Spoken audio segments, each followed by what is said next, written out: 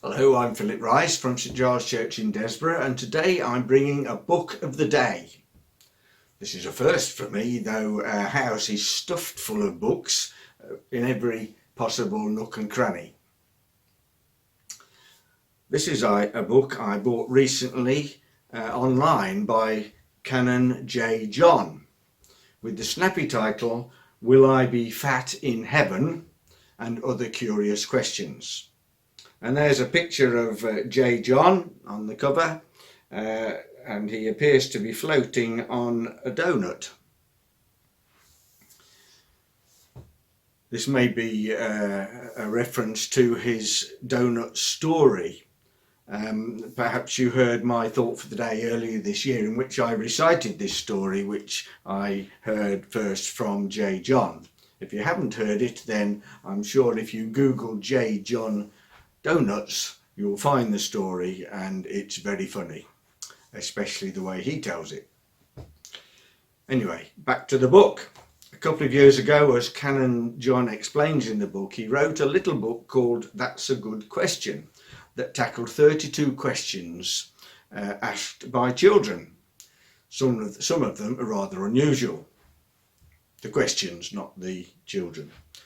Including questions like, will my dog go to heaven? And why do people die before they get old? He realised as he was writing that book that despite the simple language used by children, they were raising some deep and serious matters.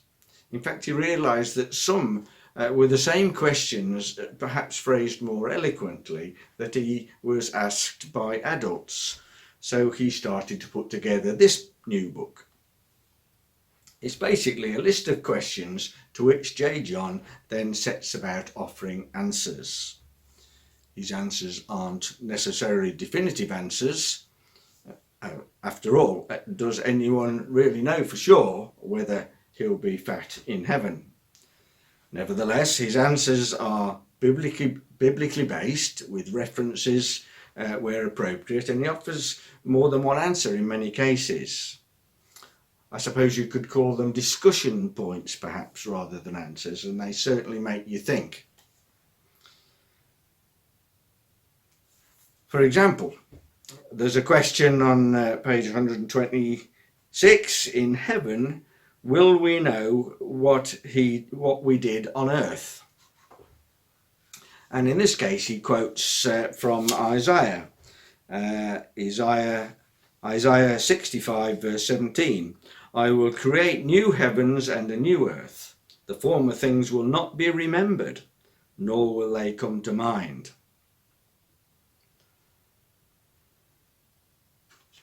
He goes on then to say, well, along with many other commentators, he thinks this isn't a universal rule, but something that only applies to specific former things in Israel's history. I think as a general principle, there will be at least a selective memory in heaven.